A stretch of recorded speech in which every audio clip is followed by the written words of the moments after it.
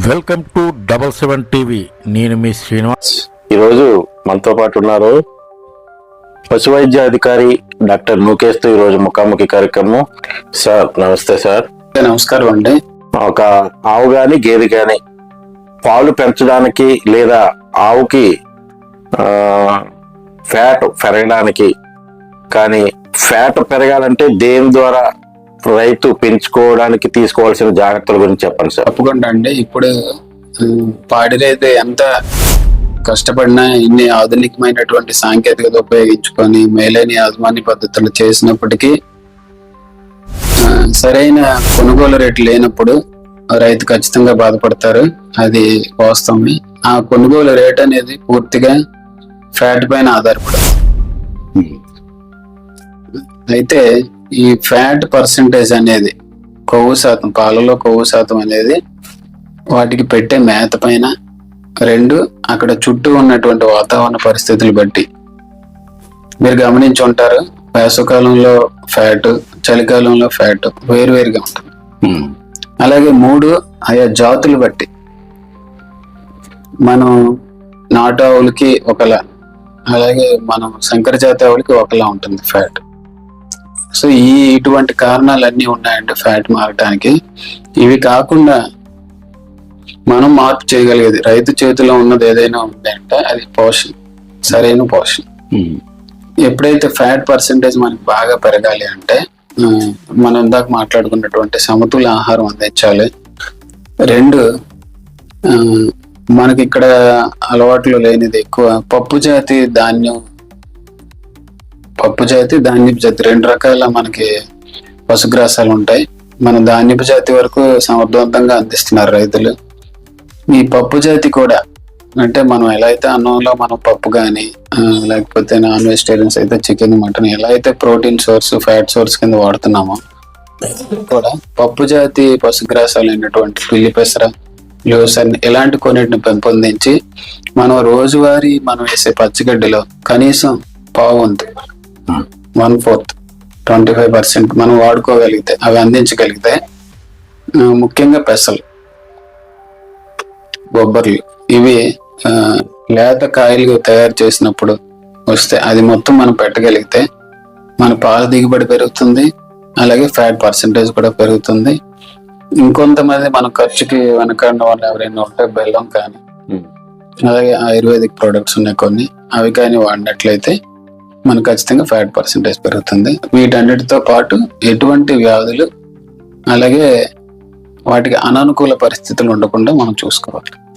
పాడి రైతు పాటించాల్సిన జాగ్రత్తలు కొన్ని ఉన్నాయి సార్. అందులో ప్రధానమైనది అది మాయకోస్ ద్వారా చనిపోని ఆ ఏరియా వాతావరణంలో జరిగిన కొన్ని ఇన్సిడెంట్ల వల్ల గేదె చనిపోని ఆవు కానీ.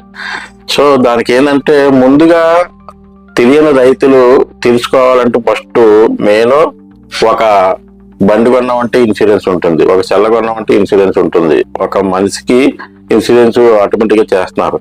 అలాగే గేదెకి, ఆవుకి, మేకకి కూడా ఇన్సూరెన్స్లు ఉంటాయని వాళ్ళకి తెలిసి కొంతవరకు తెలుసు, కొంతమందికి తెలియదు.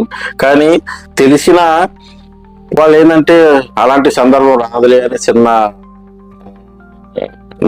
నెగిటివ్ ఆలోచించే మైండ్ సెట్ తో ఉంటారు. కాబట్టి వాళ్ళకి ప్రధానంగా పాడి రైతు ఇన్సూరెన్స్లు ప్రభుత్వం ద్వారా ఎన్ని వస్తాయి, ప్రభుత్వం ద్వారా ఉందా లేదా, అలాగే ఒకవేళ ప్రభుత్వం ఏవి పెట్టకపోతే కొన్ని ప్రైవేట్ కంపెనీలు కూడా, ఈవెన్ విశాఖ డైరీ కానీ లేకపోతే సంస్థలు కూడా ఉన్నాయి, వాటి ద్వారా కూడా కొంతమంది ఇన్సూరెన్స్ చేస్తున్నారు. సో అలాగే మనకి స్వతంత్రంగా ఆయన సొంతంగా కూడా కొన్ని ప్రైవేట్ కంపెనీలో ఇన్సూరెన్స్ చేయించుకోవచ్చు అనే భావన అయితే వాళ్ళకి తెలియట్లేదు సార్. ఇన్సూరెన్స్ గురించి ముందుగా గేదె కానీ ఆవు కానీ మన చేతులకు వచ్చిన తర్వాత రైతు ఎట్లాంటి ఇన్సూరెన్స్లు తీసుకోవాలి, ఇన్సూరెన్స్ ఏ విధంగా వాళ్ళు చేయించుకోవాలన్నది. ప్రస్తుతం పశు బీమా అనే పథకాన్ని కేంద్ర రాష్ట్ర ప్రభుత్వాలు సంయుక్తంగా పెట్టారండి. దీంట్లో 80% మొత్తం ప్రభుత్వమే భరిస్తుంది, కేవలం 20% మాత్రమే రైతు వాటా. సో ఇందులో మనం చేయాల్సింది ఏంటంటే మనం స్థానికంగా ఉండే పశుసంవర్ధక సహాయకులకి మన ఇన్ఫర్మేషన్ ఇస్తే ఆల్రెడీ మనం ఇనాఫ్ అని చెప్పి ప్రతి పశువుకి ట్యాగ్స్ వేసి ఉన్నాం. సో ఖచ్చితంగా మళ్ళీ కొత్తగా ట్యాగ్ వేయాల్సిన అవసరం లేదు. అలాగే ఈ స్కీమ్ బడ్జెట్ కొంత కేటాయిస్తున్నారండి. ఆ బడ్జెట్ అయిపోయే లోపల మనం ఎంతమందికి వీలైతే అంతమందిని ఆ పథకం పరిధిలోకి తీసుకొచ్చి మనం అందరికి తెలియజేయడం జరుగుతుంది, ఇస్తున్నాము. అది నిర్ణీత కాల సమయాల్లో మనకి ఆ పథకాన్ని చెప్తున్నారు. మనం ఆ టైంలో దగ్గర ఉండే రైతులకి అందరికీ మనం చేస్తున్నామండి. ఇది కాకుండా ప్రైవేట్ ఇన్సూరెన్స్ సదుపాయం కూడా ఉంది. ఈ మధ్య డోక్రా వాళ్ళ ద్వారా కొనుగోలు చేసిన వాటిలన్నిటికీ కూడా ప్రైవేట్ ఇన్సూరెన్స్ చేస్తున్నామండి.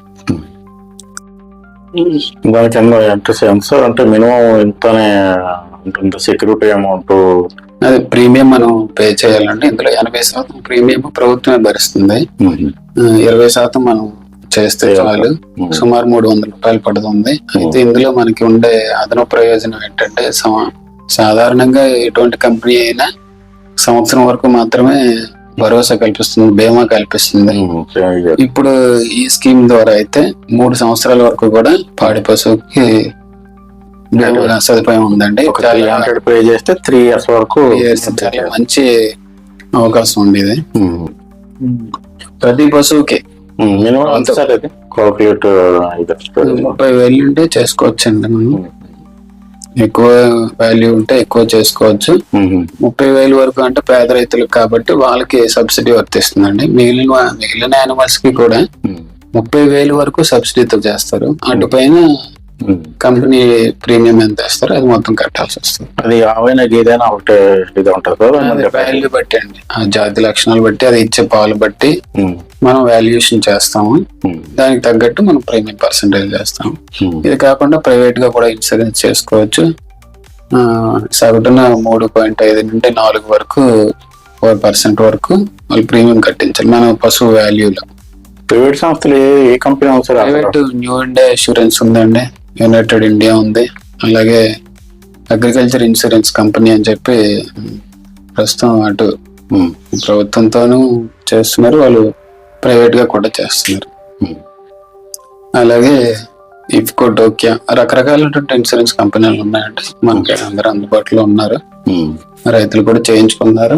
మన దగ్గర నుంచే కాకుండా వివిధ డైరీలు, హెరిటేజ్, విశాఖ డైరీ, ఈ మధ్య కాలంలో వచ్చిన ఆరోగ్య, వీళ్ళు కూడా ఈ సదుపాయాన్ని వాడుకుంటారు. ఖచ్చితంగా అందరూ కూడా పాడి పశువులకి బీమా చేయించమని మేము కూడా ఇన్సిస్ట్ చేస్తున్నాం రైతులందరికీ. కంపల్సరీ కొంతమంది కుర్రవాళ్ళు బిలో 10th క్లాస్ 10th వరకు, లేకపోతే ఇంటర్ ఫెయిల్, లేకపోతే 10th ఫెయిల్, లేకపోతే 9th వరకు చదివిన కొంతమంది సగం చదివి ఉన్న వాళ్ళకి వాళ్ళు ఏంటంటే అటు వ్యవసాయం మీద డైలీ నిత్యం వ్యవసాయం చేసి బ్రతకడానికి కొంచెం శారీరకంగా ఇబ్బంది పడుతూ, అలాగే కూలికి వెళ్ళి కూలి తెచ్చుకొని ఇబ్బంది పడుతూ ఉంటున్నారు సార్. వాళ్ళు ఏంటంటే వాళ్ళకి తోచిన కొంతమంది నేను డైరీ ఫామ్ పెట్టి డైరీ ఫామ్ ద్వారా నేను ఎంతో కొంత లబ్ధి పొందుతూ ఊళ్ళోనే ఉంటూ నేను జీవించాలి అనే మైండ్ థాట్ చాలా మందికి కుర్రోళ్ళకి వస్తుంది సార్ ప్రస్తుత సమాజంలో. అయితే డైరీ పెట్టడానికి ముందు కావాల్సినవి, అసలు డైరీ పెట్టాలంటే వాళ్ళకి ఏమి అవగాహన ఉండాలి?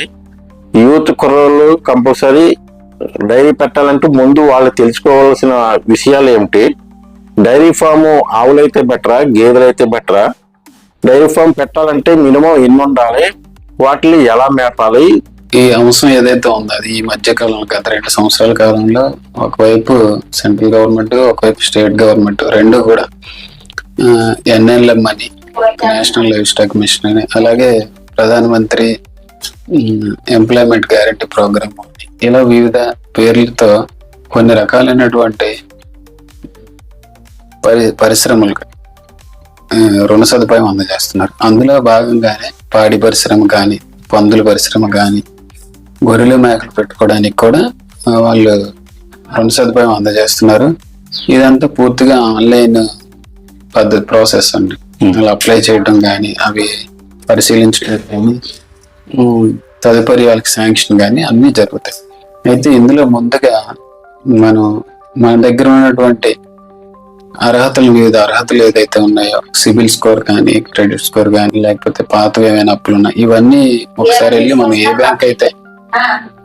బ్యాంక్ అయితే మనం వెళ్ళదలుచుకుని లోన్ తీసుకున్నామో అక్కడ మనం ఒకసారి ఇవన్నీ కూడా పరిశీలింపు చేసుకొని తదుపరి మనం ఈ స్కీమ్ కి అప్లై చేసుకుంటే దీంట్లో మంజూరు కావడానికి ఎక్కువ అవకాశాలు. సిబిల్ స్కోర్ కానీ ఇవన్నీ వాళ్ళు చూస్తారు ఖచ్చితంగా. ఆన్లైన్ ద్వారా అప్లై చేసిన తర్వాత ఎవరి దగ్గరికి వెళ్తుంది సార్ ఫైల్ ఫస్ట్ మనం కన్సల్ట్ చేయాలండి. మన అర్హతలు పరిశీలించిన తర్వాత వాళ్ళు కన్సెంట్ ఇస్తారు, అంటే అనుమతి. ఓకే, మీరు చేయండి, మీకు అర్హతలు ఉన్నాయి, మీకు ఇస్తాం. అయితే అప్పుడు ఆన్లైన్ లో మనం అప్లై చేసుకోవాలి. చేసిన తర్వాత ఇది వివిధ దశల్లో, అంటే ఇందులో పరిశ్రమల శాఖ, పశుసంవర్ధక శాఖ, బ్యాంక్స్, అలాగే కలెక్టర్ గారు వీళ్ళందరి లాగిన్స్ లోకి వెళ్ళి వాళ్ళు పరిశీలించి వివిధ దశల్లో వాళ్ళు అప్రూవ్ చేస్తూ బ్యాంక్ పంపిస్తారు. చివరిగా బ్యాంక్ వాళ్ళు అప్రూవ్ చేసిన తర్వాత లోన్ విడుదల చేయడం జరుగుతుంది. ఆ లోన్ ద్వారా వీళ్ళు మొదట స్టార్ట్ చేయాలి. చేసిన తర్వాత మళ్ళీ పరిశీలిస్తారు. 2-3 సందర్భాల్లో ఆఫీసర్లు తనిఖీలకు వస్తారు. అంతా సక్రమంగా ఉందన్న మీదట వాళ్ళకి ఆ రాయితీ ఏదైతే ఉందో సబ్సిడీని కానీ ఏదైనా రిలీజ్ చేస్తారు. ఇదంతా బ్యాక్ ఎండ్ సబ్సిడీ, అంటే మీరు ముందు పెట్టుబడి పెట్టుకొని సక్రమంగా జరుగుతుందని మనం ప్రూఫ్ చేసుకున్న తర్వాతే రాయితీ రిలీజ్ చేస్తారు.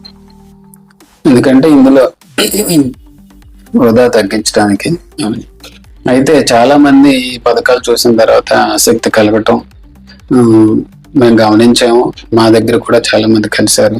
అయితే వీటన్నిటిలో పాడి పరిశ్రమ కానీ ఎటువంటి పశు పోషణలకు సంబంధించి ఏదైనా సరే, ముఖ్యంగా ఉత్సాహవంతులకు మేము చెప్పదలుచుకున్నది ఏంటంటే దానికి సంబంధించి శిక్షణ అందజేస్తున్నాం మనం. రాష్ట్ర స్థాయి శిక్షణ సంస్థ మనకు అతి దగ్గరలో విశాఖపట్నంలోనే ఉందండి. స్మైల్ అని ఇన్స్టిట్యూషన్ పేరు. అక్కడ మనం ఇటువంటి ఔత్సాహికపడుతున్న స్టార్ట్అప్స్ స్టార్ట్ చేస్తున్న వాళ్ళందరికీ కూడా ఏ విషయాల మీద మనం శ్రద్ధ తీసుకోవాలి, దీంట్లో ఎకనామిక్స్ ఎలా ఉంటాయి, తర్వాత లాభాలు ఎప్పటి నుంచి రావచ్చు, వచ్చిన వాటిని మార్కెటింగ్ చేయడానికి మనకి ఎన్ని అవకాశాలు ఉన్నాయి, ఇటువంటి అన్నిటి మీద కూడా రెసిడెన్షియల్ శిక్షణ, అంటే వాళ్ళే భోజనం పెడుతూ వసతి సదుపాయం కలగజేస్తూ శిక్షణ అందజేస్తున్నారు. 5 రోజులు ఉంటుందండి. కొన్ని రకాలైనటువంటి 3 రోజులు, కొన్ని రకాలైనటువంటి ట్రైనింగ్లు 5 రోజుల వరకు ఇస్తున్నారు. ఇది చాలా మంచి అవకాశం. ఎందుకంటే మనతో పాటు మనలాంటి ఔత్సాహికవంతులు కానీ ఈ మధ్య కాలంలో పెట్టిన వాళ్ళు కానీ వస్తారు కాబట్టి పరస్పరం విజ్ఞాన మార్పిడికి అవకాశం ఉంది. నాలెడ్జ్ మాకు ఎలా తెలిసింది, ఇలా తెలిసింది. ఎందుకంటే ఎప్పుడు కేవలం మనం చదువుకున్నదే కాకుండా ప్రాక్టికల్ గా తెలుసుకున్నవి మనకి చాలా అవసరం. సో ఇది చక్కని అవకాశం వాళ్ళకి. అదే విధంగా వాళ్ళకి ఎప్పటి నుంచి లాభాలు మొదలవుతాయి. జనరల్ గా మనం ఏదైనా ఉపాధి అంటే వెంటనే నెలకి ఎంత వస్తుంది, మళ్ళీ మనకి ఎప్పుడు పెడతాయి, పెట్టుబడులు ఎంత, ఈ విధంగా ఆలోచిస్తాం. ఇటువంటి లెక్కలన్నీ కూడా అక్కడ మనకి తెలియజేస్తారండి. దానికి కావాల్సినటువంటి సపోర్ట్, అంటే మంచి జాతి పశువులు ఎంచుకోవటం, అలాగే ఒకవేళ పాలు ఎక్కువగా వస్తే వాటి నుంచి ఉత్పత్తులు ఎలా చేయాలి, పన్నీర్ కానీ ఇలాంటివన్నీ తయారు చేసుకోవడం కానీ, బటర్ మిల్క్, కర్డ్, గీ, ఇప్పుడు దేశీ నెయ్యికి చాలా డిమాండ్ ఉంది. ఇలా వీటన్నిటికీ కావాల్సిన సాంకేతిక సహాయం కూడా అందచేయడానికి ప్రభుత్వం కానీ ఈ స్కీముల ద్వారా బ్యాంకులకి లింక్ అయ్యే వీళ్ళందరూ కూడా సిద్ధంగా ఉన్నారండి. జరుగుతున్నాయి. అలాగే వీటికి కావాల్సింది ఇంకొకటి, సరైనటువంటి సహజ వనరుల్ని, అంటే లేబర్, మనుషుల్ని సక్రమంగా ఉపయోగించుకునే పరిజ్ఞానం ఉంటే ఖచ్చితంగా యువకులందరూ కూడా ఇందులో సక్సెస్ అయ్యే అవకాశం 100% ఉంది. మన గ్రామంలోనే ఉంటూ మనం కొంతమందికి ఉపాధి కల్పిస్తూ ఆరోగ్యవంతంగా జీవించడానికి అవకాశం ఉంది. దీనికి సంబంధించి ఫుల్ సపోర్ట్ మా వైపు నుంచి సార్. అలాగే మనకి పూర్వీకుల నుంచి తాత ముత్తాతల దగ్గర నుంచి కూడా ఒక బాణి అయితే వస్తుంది సార్. ఇక్కడ ఏంటంటే ఏ పల్లె గ్రామంలో కానీ గ్రామాల్లో పూర్వీకుల నుంచి మేకలు, గొర్రెలు, వాటితో పాటు కొన్ని కోళ్ళు ఇట్లాంటివి ప్రతి ఇంతకుముందు ఉమ్మడి కుటుంబాలు ఉండే కుటుంబంలో కంపల్సరీ ఇవి పాటిస్తూ ఉండేవారు సార్. ఏంటి, గొర్రెలు ఉండేవి, మేక ఉండేవి, దాంతో పాటుగా కోళ్ళు ఉండేవి. ఇట్లాంటి పెంపకం పెంచుకుంటూ వాళ్ళు మనకి ఇప్పటి వరకు రావడం జరిగింది సార్. అయితే ప్రస్తుతానికి ఏంటంటే గొర్రెలు కానీ మేకలు కానీ ఎక్కడికి వెళ్ళకుండా దొడ్డులోనే ఉంచి దొడ్డులోనే మేపడం అనేది కొత్తగా ఈ మధ్య మనం అక్కడక్కడ టీవీలో కానీ వార్తల్లో కానీ చూడడం జరుగుతుంది సార్. అసలు ఒక దొడ్లో రోజు బయటికి వెళ్లకుండా కూడా మనల్ని మన వాళ్ళు గొర్రెలు మేపొచ్చా, అసలు మేకలు మేపొచ్చా, మేపడానికి వీలుంటుందా? అలాంటిది ఏమైనా ఉన్నాయి సార్? అట్లా పెంచొచ్చండి. అయితే ఇప్పుడు అనాది కాలంగా మనం పెరటి కోళ్ళు, పెరటి ఆవులు ఇలా అంటే మనతో పాటు వాటిని సాకాము. అప్పుడు అంటే మనం ప్రత్యేకంగా పాల కోసం, మాంసం కోసం, ఉన్ని కోసం మనం పెంచలేదు. మనతో పాటు వాటిని సాకాము, అవి పెరగడానికి. ఆ తర్వాత అవి పాలు ఇవ్వటం, ప్రొడక్ట్స్ ఇవ్వడం మనం అలవాటు చేసుకున్నాం. ఇప్పుడు పూర్తిగా కమర్షియల్ గా మారుతున్నాం మనం. అంటే వాటి నుంచి సమర్థవంతంగా అవి ఇచ్చే ప్రొడక్ట్స్ ని తీసుకోవడం, వాటిని మార్కెటింగ్ చేసుకోవడం, మళ్ళీ వీటికి ఏం కావాలి ఇన్పుట్స్, సరైన పోషణ కానీ ఇచ్చుకోవడం జరుగుతుంది. సో ఈ ప్రాసెస్ లో మనం ఎప్పుడైతే పశువులకు సంబంధించి డైరీ ఫామ్ లో అలాగే కోళ్ళకి సంబంధించి బ్రాయిలర్స్ ఫార్మ్స్, లేయర్ ఫార్మ్స్ అన్ని మనం విన్నాం. సో ఇప్పుడు గొర్రెలకు సంబంధించి కూడా, గొర్రెలు మేకలకు సంబంధించి కూడా సాంద్ర పద్ధతి అంటే అవుట్డోర్కి వెళ్ళే పని లేదు. ఇప్పుడున్న పరిస్థితుల్లో బయట ఎక్కడ భూములు ఖాళీగా లేవు, బంజరు భూములు కూడా లేవు. అలాగే పొలాల మధ్యలోంచి కూడా రైతులు ఎలా చేయరు. సో ఇంటి దగ్గరే వీటన్నిటితో పాటు మనకి మెయిన్ ప్రాబ్లమ్ లేబర్ ప్రాబ్లం ఎలాగో ఉంది. సో వీటిని అన్నిటిని అధిగమించడానికి అన్నట్లు మనకి ఆధునిక యాంత్రీకరణతో, మెకనైజేషన్ అంటే కొన్ని యంత్రాలు ఉన్నాయండి. క్లీనింగ్ కావనివ్వండి, వాటరింగ్ కావనివ్వండి, అలాగే గడ్డి మొక్కలు చేయడానికి కావనివ్వండి, ఒకవేళ పాలు అవి పెంచుకునే వాళ్ళైతే పాలు తీయడానికి, వీటన్నిటి కూడా యాంత్రీకరణ అందుబాటులోకి వచ్చింది. సో అక్కడ దాని ద్వారా మనం ఈ లేబర్ కొరత ఏదైతే ఉందో దాన్ని మనం అధిగమించగలం. ఆ విధంగానే ఇప్పుడు గొర్రెలు మేకల్లో కూడా మనం గొర్రెలు మేకలకు సంబంధించి మనకు అత్యవసరమైనది మేత అండి. ఇంకా పాలు కానీ ఉన్ని కానీ ప్రస్తుతానికి మనకు లేదు కాబట్టి మేతను సక్రమంగా అందిస్తే మనం 99% దీంట్లో సఫలీకృతం అయిపోయినట్లు. ఆ మేత అందించడానికి మనకు కావాల్సింది ఒక చాఫ్ కట్టర్, ఒక అంటే ఎకరాలు ఇప్పుడున్న పశువుల సంఖ్యను బట్టి, గొర్రెల సంఖ్యను బట్టి మనకి పశుగ్రాసం అవసరం. కేవలం అది కొయ్యటం, ఇక్కడ ముక్కలుగా కట్ చేయటం, ట్రైల్లో వేయటం. అంటే సార్ ఇప్పుడు 50 గొర్రెలు ఉన్నాయనుకోండి ఉదాహరణకి, 50 గొర్రెలకి ఎన్ని ఎకరాలు సరిపెట్టగలరు గడ్డి? అంటే ఇప్పుడు మనం పూర్వంలో అయితే మనం పూర్తిగా బయటికి వెళ్ళిపోయాం. ఇప్పుడు పూర్తిగా 2 రకాలు ఉన్నాయి. ఒకటి 2 పూట్ల కూడా ఇంట్లోనే పెట్టుకుంటాం, అంటే వాటి షెడ్ లోనే ఉంచుకోండి పద్ధతి ఒకటి.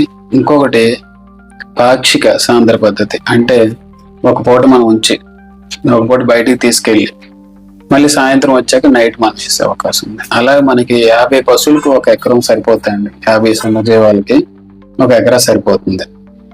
ఎకరాలో ఉన్న పశుగ్రాసం సరిపోతుంది. దాన్ని ముక్కలుగా చేస్తే మనకి ఎక్కువ పోషకాలు ఇంకా అందుబాటులో ఉంటాయి చాఫ్ కట్టర్ ద్వారా. పాక్షిక సాంద్ర పద్ధతి అయితే ఇంకా 100 వరకు సరిపోతాయి. ఆ విధంగా మనం పశుగ్రాసం పెంచుకుంటూ అప్పుడప్పుడు మనం మినరల్ మిక్సర్ కానీ, కాన్సన్ట్రేట్ ఫీడ్, అలాగే మినరల్ బ్లాక్స్ ఉంటాయి మనం షెడ్ లోనే వేలాడదీస్తే. ఇవి ఇంకా ఎప్పుడైనా మనం ప్రత్యేకంగా ఫ్లష్ ఫీడింగ్ అని ఏనటానికి కొంచెం ముందర సెలెక్ట్ చేసి వాటికి ఎక్కువ మనం ఇందాక చెప్పుకున్నట్టు సమీకృత దాన, ఈ 2 మనం కొంచెం కేర్ తీసుకుంటే మనం సక్సెస్ఫుల్ గా సాంద్ర పద్ధతిలో గొర్రెలు మేకల్లో కూడా మనం ఇంప్లిమెంట్ చేయొచ్చు. ఈ మధ్య కాలంలో డైరెక్ట్ గా ఫ్లోర్ మీదే కాకుండా ఎలివేటెడ్ షెడ్స్ అని మీరు చేసి ఉంటారు. మనం ఇప్పుడు కింద ఎలా అయితే సెల్లార్ పార్కింగ్ వదిలి పైనుంచి చేస్తున్నాము, కొంచెం కట్టేసి కిందన ఖాళీగా వదిలేస్తామండి. పైన గొర్రెలు మేకలు ఉంటాయి, వీటి ద్వారా వచ్చే ఉంటాయి కదండి, వీటి ద్వారా కూడా మనం అదనపు ఆదాయం సేకరించడానికి అవకాశం ఉంది. ఎందుకంటే ఇవన్నీ కూడా మంచి ఎరువుగా ఉపయోగపడతాయి. ఇవన్నీ పొలాలు వాళ్ళు కొనుక్కుంటారు, లేకపోతే కొన్ని చెరువులు వాళ్ళు కొనుక్కుంటారు. అవి దాని ద్వారా కూడా అదనపు ఆదాయం వస్తుంది. ప్లస్ ఇంకొక ప్రయోజనం ఏంటంటే వ్యాధి ఒకదాని నుంచి ఒకటి తొందరగా సంక్రమించదు. ఎప్పుడైతే మలమూత్రాలు ఎప్పుడైతే అక్కడ ఉన్నాయో వాటి నుంచి వచ్చే గ్యాస్ కానీ, లేకపోతే వాటి వలన వచ్చే క్లీన్ చేయకపోవటం వల్ల అవి అక్కడే ఉండటం వల్ల ఇన్ఫెక్షన్ కానీ ఎక్కువ అవడానికి అవకాశం ఉంది. వాటిని ఎదుర్కోవడానికి కూడా ఇవి పని చేయాల్సి వస్తుంది, కొంత శక్తిని వేస్ట్ చేస్తాయి, అందువల్ల బరువు తగ్గిపోతుంది. సో అటు వ్యాధుల్ని నివారించవచ్చు ఈ ఎలివేటెడ్ మెథడ్ లో. రెండోది అదనంగా ఆదాయం కూడా సంపాదించవచ్చు. అది ఈ మధ్యకాలంలో సక్సెస్ అయిన ఇంకొక పద్ధతి అండి. అంటే అటు గొడ్లైన పర్వాలేదు, మేకలైన పర్వాలేదు. మనకి డౌట్ ఏంటంటే పర్టికులర్ గా అవుట్డోర్ ఎప్పుడైతే వెళ్ళలేదో, తిరగడానికి ఎప్పుడైతే గొర్రెలుగా తిరగట్లేదు, ఒకే దగ్గర ఉండడం వల్ల కాళ్ళు నొప్పులు కానీ ఇట్లాంటివి వస్తాయి అన్న చిన్న అపోహ అయితే లేదండి, పూర్తిగా మన అపోహ మాత్రమే. ఎందుకంటే ఏ సాంద్ర పద్ధతి అయినా, పాక్షిక సాంద్ర పద్ధతి అయినా షెడ్ కాకుండా కొంత ఖాళీ ప్లేస్ మనం వదులుతాము. తిన్న తర్వాత కాసేపు వదులుతా ఉంటే అక్కడే అలా తిరుగుతూ ఉంటాయి అవి. ఇక్కడ కూడా షెడ్లలో కూడా సక్రమైన కొలతలతో మనకి ఎన్ని జీవాలు పెట్టుకుంటామో వాటికి రిలేటెడ్ గా సక్రమైన కొలతలతో షెడ్ నిర్మించినట్లయితే ఈ క్రౌడింగ్ అనే అవకాశం లేదు. అది కేవలం అపోహ మాత్రమే. అంటే దాని ద్వారా ఏమవుతుంది, విజయవంతంగా కొన్ని చోట్ల రన్ చేస్తున్నారు సార్. అలాగే మనకి మన అందరికి ప్రస్తుతానికి సమాజంలో జరిగిందని అంటే బాయిలర్ ఈ మధ్య ఇమీడియట్ గా 45 రోజులు కూడా 40 రోజుల్లో వచ్చే బాయిలర్ కోడి తినడం త్వరగా వస్తుంది, త్వరగా పండేయాలి, త్వరగా తినేయాలి, ఈ వేలో జనరేషన్ నడుస్తుంది. కాబట్టి ప్రస్తుతానికి బాయిలర్ కోడిని అందరూ తినడం చేస్తున్నారు. సో బాయిలర్ కోడి తింటే ఎన్ని ఎఫెక్ట్స్ ఉన్నాయన్న విషయం కొంతమంది తెలిసినా తింటున్నారు, తెలియక కొంతమంది తింటున్నారు. చాలా చోట్ల డాక్టర్స్ చెప్పడం, సమాజంలో మనకి సోషల్ మీడియా, యూట్యూబ్ ఇవన్నీ కొన్ని రావడం, చూడడం చూసినా ఇక్కడ ఏంటంటే ఏదైతే తక్కువగా దొరుకుతుందో ఫ్యామిలీని మెయింటెనెన్స్ బట్టి తక్కువగా వస్తుంది కదా అనే వేలో తినడం అది చేస్తున్నారు సార్. సో దానివల్ల ఏంటంటే రైతు కూడా దానికి అలవాటు పడ్డాడు సార్. కానీ రైతు అనేవాడు ఏంటంటే ఇంటి దగ్గర నేను సొంతంగా కోడి పెంచుకోగలను, గొర్రెని పెంచుకోగలను, మేకను పెంచుకోగలను, ఇక్కడికి ఉన్న ధైర్యం ఉన్నా తెలిసినా ఏదైతే మనకు తక్కువ దొరుకుతుందో దాన్ని ఆ రోజుకి ఆయన చేస్తున్నాడు సార్. అది ఎందుకు జరుగుతుందంటే యాక్చువల్ గా ఒక కోడిని పెంచినప్పుడు ఒక రైతు కోడికి సంబంధించిన డైలీ చేయాల్సిన దినచర్య ఆయనకి ఏం తెలుసు, పెంచడం, కోడికి ఏదైతే ఏముందో అది ఇవ్వడం, సడన్ గా నీరు పెట్టడం, ఇవి ఆయనకి తెలిసినవి. కానీ ఇక్కడ ఏమవుతుందంటే ఓవరాల్ గా ఒక 10 కోళ్ళు పెంచాడు అనుకోండి ఒక రైతు కొన్నాళ్ళు, అవి ఏమవుతున్నాయి ఒక 2 నెలలు 3 నెలలు అయిన తర్వాత ఎట్ ఏ టైం ఒక రోజు నైట్ డే సమ్ ఒకే టైంకి మొత్తం 10 అయితే 10, 5 అయితే కోళ్ళు మొత్తం చనిపోతున్నాయి. ఎందుకు చనిపోతున్నాయి అనేది, అలా ఎందుకు చనిపోతున్నాయి, ఎందుకు రీజన్ అనేది ఆయనకి తెలియట్లేదు. ఆ సందిగ్ధంలో దానికి భయపడి పూర్తిగా కొంతమంది మానేశారు. కాబట్టి ప్రస్తుతానికి ఏంటంటే ఒక రైతు కోడిని 1 పెంచినా 10 పెంచినా 100 పెంచినా కోడిని పెంచే నిత్యం తను తీసుకునే బాధ్యతలు, తను తీసుకునే దినచర్య, కోడికి పొద్దున్న నుంచి సాయంత్రం వరకు ఏం చెయ్యాలి, ఎలా మేపాలి, దాని గురించి కొంచెం మీరు వివరంగా చెప్పండి సార్. తప్పకుండా అండి. ఒకప్పుడు మనం ఖచ్చితంగా చూసేవాళ్ళం, ఒక రైతు వెళ్తే ఒక ఆవు గేదెతో పాటు ఒక మేక, గొర్రె, కోళ్ళు, ఆ తర్వాత కాలంలో కుక్కలు కూడా చూస్తాం. సో ఈ విధంగా ఒక మిక్స్డ్ ఫార్మింగ్ అనే కల్చర్ ఎప్పుడో అనాది కాలం నుంచే ఉందంట అది. అయితే మనం చేయాల్సింది ఏంటంటే ఈ ఆధునిక పరిస్థితుల వల్ల కానీ, కొత్త రకాల వ్యాధుల వల్ల కానీ, సరిగ్గా ఆరోగ్య పరిరక్షణ చేసుకోకపోవడం వల్ల కానీ మన కొన్ని రకాల వ్యాధులు సోకడం, అకస్మాత్తుగా మరణించడం అనేది జరుగుతుంది. ముఖ్యంగా కోడి మరియు గొర్రెలకి, ఈ 2 జాతులకి వ్యాధులు తట్టుకునే అవకాశం, వ్యాధులు తట్టుకునే సామర్థ్యం తక్కువ. సో మనం ఎప్పుడైతే బ్రాయిలర్, లేయర్ వీటితో పోలిస్తే నాటుకోళ్ళకి ఆ సామర్థ్యం ఎక్కువగానే ఉన్నప్పటికీ మన సరైన టీకాలు వేయకపోవటం, కుక్కర తెగులు కానీ అలాగే గంబోర తెగులు, వీటికి సంబంధించి టీకాలు వేయకపోవటం కానీ, రెండవది వాటికి కేవలం పరాన్న జీవులు, ఒక చాలా చిన్న ఇన్వాల్వ్మెంట్ ఉంది రైతుది. కేవలం డీవార్మింగ్ అంటాం మనం, అంటే పరాన్న జీవులకు ఒక మందు సక్రమంగా వేస్తే చాలా మార్పును మనం ఖచ్చితంగా అబ్జర్వ్ చేయొచ్చు. కేవలం పరాన్న జీవుల వల్లనే కోళ్ళు ఎక్కువ చనిపోయే సందర్భాలు కోకోళ్ళు. పూర్తిగా ఇన్ఫెక్షన్ వల్ల అంటే కూడా పరాన్న జీవుల వల్ల ఎక్కువగా చనిపోతున్నాయి. అందువల్ల ప్రతి 3 నెలలకి ఒకసారి పరాన్న జీవులకి మనం మందు వేసుకోగలిగితే నాటుకోళ్ళలో 80% మరణాలు మనం నిరోధించవచ్చు. ఎప్పుడెప్పుడు మోతాదులు వేయాలి సార్ అసలు? సరిగ్గా నెలవారీగా కానీ 6 నెలలు వేస్తారు. 6 నెలలు దాటిన తర్వాత ప్రతి 3 నెలలకు ఒకసారి కేవలం పరాన్న జీవులకి మందు వేసుకుంటే, ముందస్తుగా నివారణ చర్యల్లో భాగంగా వేసుకుంటే 80% మరణాలు నాటుకోళ్ళలో మనం నిరోధించవచ్చండి. అంటే కాలానుకూలంగా వర్షాకాలం కానీ చలికాలం కానీ ఎట్లాంటి కేవలం అందులో ఉండే జీవుల రకాలు బట్టి ఒకసారి ఏలుగు పాములు, నులి పురుగులు, అలాగే బద్ది పురుగులు, వీటికి సంబంధించి ప్రతి మనం 3 నెలలకి వేయాలనుకున్నాం కదండి, మందులు మారుస్తూ ఉండాలి. ఒకసారి నులి పురుగులకి వేస్తే ఒకసారి బద్ది పురుగులకి. అలాగే మేము జనరల్ గా అన్ని రకాలైనటువంటి ఎలిమెంట్స్ పోవటానికి మేము ట్రై చేస్తాము. ప్రత్యేకంగా ఇలా మార్చి చేయటం వల్ల ఇన్ని రకాలైనటువంటి కూడా నిర్మూలితం అవుతాయి.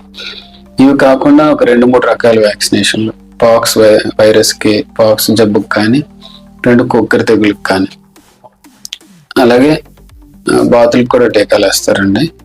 ఈ 2 రకాల తెగులకి మనం వ్యాధి నిరోధక టీకాలు వేయించుకుంటూ ఈ సమయానుగుణంగా మన పరాన్న జీవులు మందు తాగిస్తే నాటుకోళ్ళ పెంపకాన్ని చాలా అధిక ఆదాయార్జన వనరుగా మనం పరిగణించవచ్చు. సక్రమంగా ఉంటాయి, ఇబ్బంది లేదు. వేరే పశువుల ద్వారా కోళ్ళకి వ్యాధులు సోకడం కానీ అలాంటివి ఏం లేదు.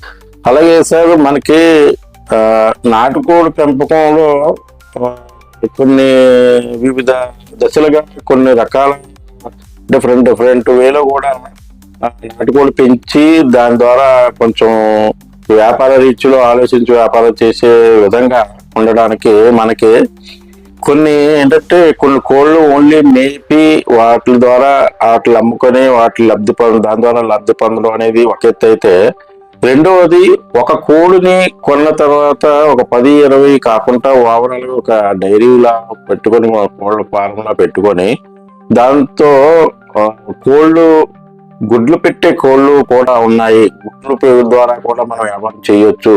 నిత్యం ఏ కోళ్ళు అయితే ఎక్కువ గుడ్లు పెడతాయి, లేకపోతే ఎట్లాంటి రకాలు అందులో ఉన్నాయి, ఏ కోడైతే దూరంగా అంటే ఎక్కువ రోజులు గుడ్లు పెడుతుంది, ఇట్లాంటి వేలో ఆలోచిస్తే మనకి తెలిసిన ప్రభుత్వం ద్వారా కానీ మనకి ఏమైనా వస్తున్నాయా, లేకపోతే దానికి కొన్ని సబ్సిడీలు ఏమైనా ఉన్నాయా, లేదంటే ఒక సొంతంగా ఎవరైనా ఒక వ్యక్తి పెట్టాలంటే ఏ రకమైన కోళ్ళు మనం తీసుకుంటే ఎక్కువ కాలం గుడ్లు పెడతాది అనే వేలో కొంచెం మీరు. నాటుకోళ్ళకి సంబంధించి చాలా రకాలు ఉన్నాయి. గిరిరాజ, వనరాజ, జనప్రియ, వనప్రియ, రెయిన్బో రోస్టర్, రాజశ్రీ, ఇలాంటివన్నీ కూడా మన దేశీ జాతులకు సంబంధించినట్టు వివిధ రకాలు స్ట్రెయిన్స్.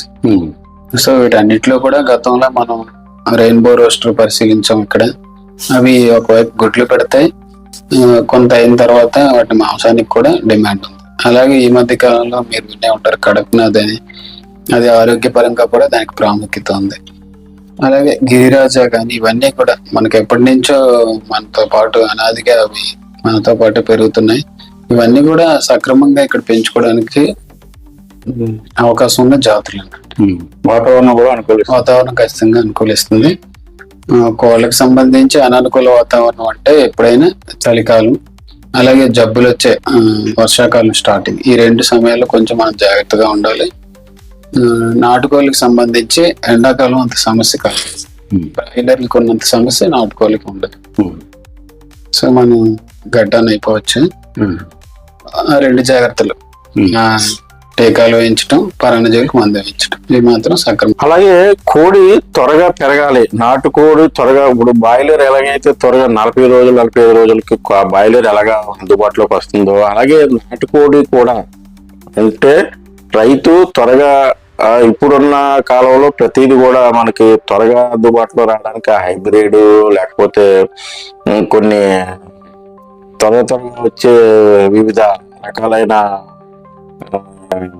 కొత్త పద్ధతులు వస్తున్నాయి. సో దానికి మనకు అందుబాటులో ఉన్న రకాలు ఏదైనా జాతులు మనకి త్వరగా పెరగడానికి, ప్లస్ అలాగే బరువు రావడానికి అట్లాంటి జాతులు ఏమైనా ప్రస్తుతానికి ఉన్నాయి? మనం అంటే మీ కథలో కొన్ని చోట్ల విని ఉంటాం, బ్రాయిలర్ కానీ ఇవన్నీ కూడా త్వరగా పెరగాలని వేరే మెడిసిన్స్ వాడుతున్నట్టుగా కానీ ఇలా కొంతమంది అపోహలు పడుతున్నారు.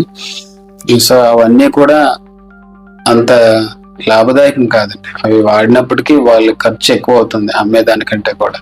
సో అటువంటివి కేవలం అపనమ్మకాల కింద మనం పెట్టుకోవాలి. రెండు, మనం దానికి సక్రమమైన పోషణ అంటే మనం ఏదైతే ఫీడ్ ఇస్తున్నామో అందులో సమతులు అన్నీ ఉన్నాయి, అది మనది ముఖ్యంగా చేయాలి. రెండు, మనం ఇచ్చిన మేత అంతా కోడికే చేరాలి అంటే లోపల ఎటువంటి పరాన్నజీవులు ఉండకూడదు. ఈ పరాన్నజీవులు ఉండటం వల్ల ఈ మేత ద్వారా వచ్చే సారం అంతా కూడా 90% అవి స్వీకరించి అవి పెద్దగా అవుతున్నాయి.